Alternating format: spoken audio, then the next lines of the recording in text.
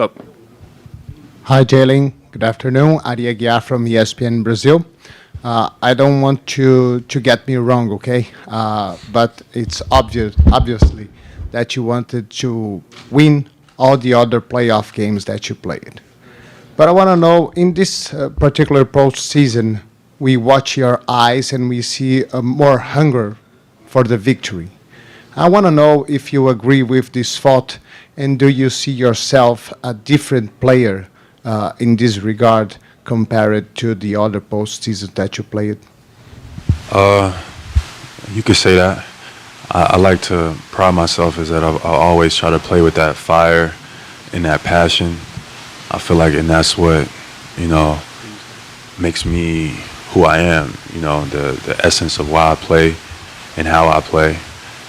But, my experiences, the heartbreaks, the loss have all, kind of cultivated into what you see now. And, I don't want to feel that again. So I think that's fair to say. Fifth row on the left. Kevin Gray, Mavs Radio Network. Jaylen, you guys have talked about the sacrifice that it's taken to get back to this position. What has that taught you about how you guys have been able to operate in this postseason to be at the level that you guys are playing at right now? What has that sacrifice meant to you personally as you've been able to move and navigate this postseason? It's been fun. Personally, I think it's been necessary. I think anytime you want to achieve something great, it's going to take a little bit of sacrifice from every individual to get to where you want to go. So me going into this season, I knew that being one of the leaders that, that would be on my in front of me on my plate. So I didn't mind it, and it's translated it to us being here in the finals. So sacrifice is necessary, not just in sports, but in life if you want to achieve a goal to some degree. Third row. Blake Elliott, 105.3 The Fan. Jaylen, teams that go up 2-0 go on in the finals, go up to win the series 86% of the time. How do you kind of keep the focus and kind of keep your foot on the gas and not look ahead to the end of the series and stay hungry for Game 3? For me, it's different for every individual, but for me, it's almost like you got to trick your mind, almost in a sense, like you almost got to play like you down 0-2 rather than up. And that's hard to do, but like you got to go into that mind frame, that focus is like, nah, we are playing like that, rather than you let comfort, you let some of those things kind of seep in. So you just try to stay focused and try to harness the mind as much as you can, because the mind is a powerful thing, and it's hard to grasp, some of those things as you are in taking them. But if you can kind of focus your mind on what you wanted to focus on, you'll be surprised at what you can do. Gary in the front. Gary Wash from Boston Globe. How have you bonded, after playing against him for so many years, how have you bonded with Drew? It seems like it's been a perfect fit. He's been the consummate teammate. He's a player that seemingly has no enemies around the league, no adversaries. No one has a negative word to say about him. I mean, how have you bonded with him this season, and how have you gotten to know him? Gotten to know Drew a lot. Drew is like I described it in the beginning of the season. He's like an assassin. Like he just has a will and a might about him, how he plays, that he'll die on the battlefield. And I'm the same, so you recognize that and you respect that. Like his will is unbreakable. He's gonna show up. He's gonna be there. He's gonna be in the fight with you. And I've been against him on the other side, so you could feel it. You could feel like this dude's not going anywhere. So I think that's what the respect for me and him, just being opponents.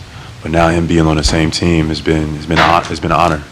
It's been an honor to be his teammate, just because of how he carries himself, his willingness to sacrifice, his willingness to adapt, and then be successful to what he's adapting to. Like, for example, this year was different for him for last year, but he's like mastered being a corner three-point shooter. Like, he wasn't that at any other point in his career, but he took the role on this new team and developed into almost a new player. And I think I don't overlook stuff like that. I think those are forms of greatness, even though, we expect greatness to be like these things that are so large or, so captivating, but stuff like that doesn't go unnoticed to guys like me. And it's been an honor to be his teammate. Right here in the front. Keontae George, NBA player, correspondent. Obviously you've been in this position before. I just want to, ask, how are you able to, keep the, team camaraderie, while adding, a couple high-level guys from last team and coming here, and how are you able to, is it you that's getting them to buy in, or is it almost like a, a group collective thing to just, everybody throw something in the middle? For sure. So team camaraderie, and you're going to experience this. It's probably the hardest thing to gain in the NBA. Got a bunch of guys, bunch of egos, guys, agents telling them one thing, they feel another way. So having everybody on the same page is probably going to be the hardest thing you're going to be trying to experience throughout your career. I think it always starts from the top.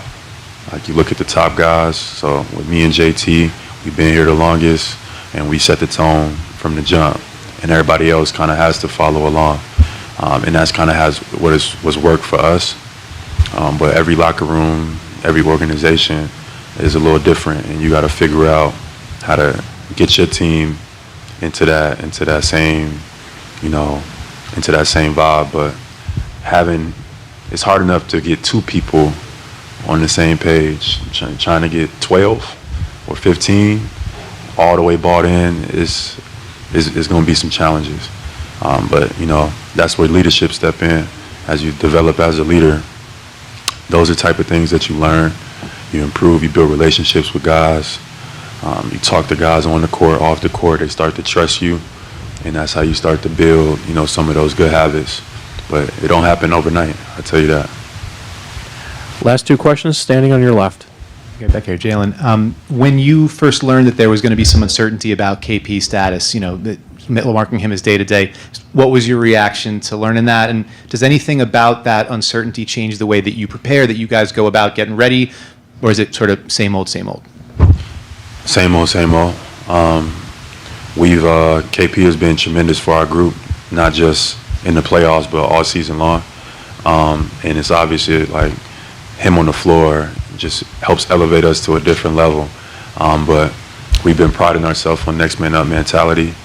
We prepare for these moments to be able to play with and without anyone. So it'll just require somebody else on our team to step up and everybody to buy in to get a full team victory. Last question, standing on the left. Hey, Jaylen. Aurelia for the German Basket magazine. With the finals, there comes so much talking, all the comparison, all that stuff. How do you stay focused on keeping up the joy of, playing basketball, that you're actually in the position to play the game because you love it so much? So how do you keep the focus on that with all the other stuff around? How do I keep the focus? That's a great question. How do I keep the joy? Honestly, just the relationships, the experiences that you have with your teammates, the growth is kind of what brings the joy out.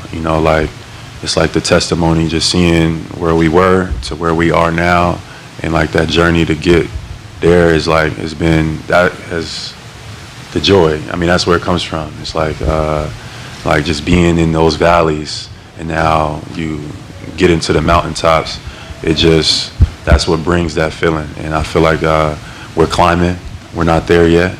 But when we get there, all the stuff that's happened before is going to be appreciated in those moments.